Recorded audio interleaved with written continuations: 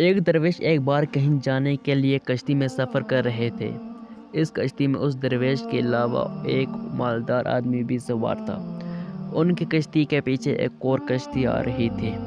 اس دوسری کشتی میں چند مسافر سفر کر رہے تھے۔ جب مسافروں والی دوسری کشتی دریا کے وسط میں پہنچی تو گرداب نے پھنس کر الٹ گئی اور اس کے مسافر پانی میں غوطے کھانے لگے۔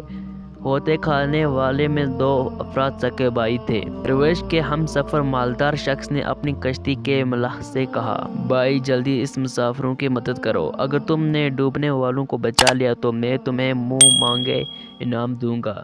اس ملاح نے انعام کا سنا تو اس کے منہ میں پانی بھر آیا اور وہ فوراً ہی دریا میں کود کر دوسری کشتی کے مسافروں کی طرف لپکا جو غوطے کھا رہے تھے اور جان بچانے کے لیے ہاتھ پاؤں مار رہے تھے۔ چند منٹ کی جدوجہد کے بعد ملاح نے دونوں سگے بھائیوں میں سے ایک کو بچا لیا جبکہ دوسرا ڈوب گیا۔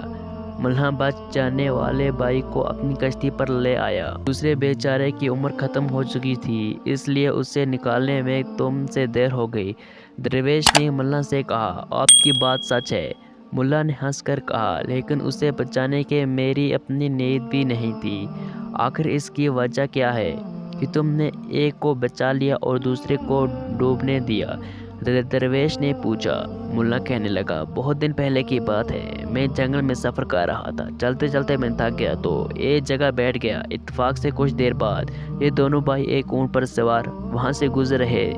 اس بھائی نے مجھے دیکھا اور دیکھ کر مجھ پر ترس کھایا اور اونٹ پر سوار کر لیا، لیکن اس کے بھائی نے مجھ سے جھگڑا کیا اور مجھے کوڑا مارا۔ اب میں نے اسے ڈوبتا دیکھا تو مجھے وہ واقعہ یاد آ گیا، چنانچہ میں نے اس وجہ سے اسے ڈوبنے دیا کہ اس نے مجھے کوڑا مارا تھا، اور اس آدمی کو اس لیے بچا لیا کہ اس نے بھائی کی مخالفت کے باوجود مجھے اونٹ پر سوار کرا کے مجھ پر احسان کیا تھا۔